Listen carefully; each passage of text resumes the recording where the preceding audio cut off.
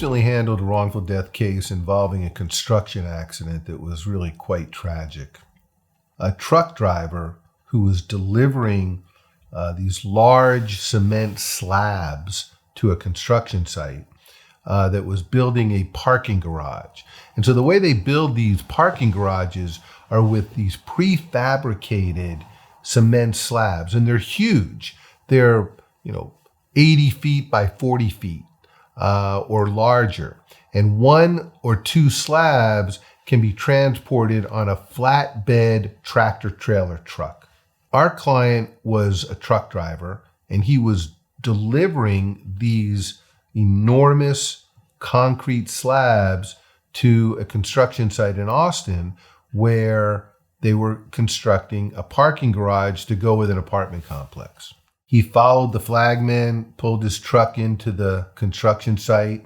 He was waiting for the crane to come over and pick up the slab that was on the back of his truck so that he could move his truck out of the construction site and the next truck would come in. Well, as he was standing there and undoing the straps that held the concrete slab in place on the back of the tractor trailer, the concrete slab that they were erecting fell, and it fell directly on top of him and his truck, and it killed him. The reason it fell is because the workers who were putting that slab up did not secure it properly. And as we investigated this, we learned that they were cutting corners left and right. Where they were supposed to use 2 braces, they were using 1. Where they were supposed to be inspecting that the brace was fastened correctly, they weren't doing it. And it turned out they had had similar incidents happen in other parts of the country where parking garages that were being assembled in the same way collapsed, sometimes killing people.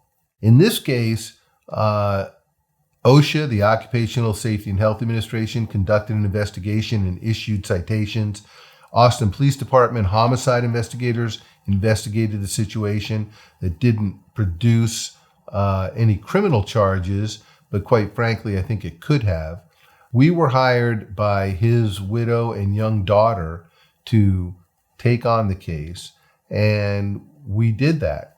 We really dove into that industry, and we learned about how the prefabricated segments of these garages are manufactured. And when we deposed the corporate representative of the defendant, we found out that even though he was a member of the board of the trade organization for this industry, and that trade organization had certain standards and rules that were to be followed by their members, this company wasn't following any of those rules.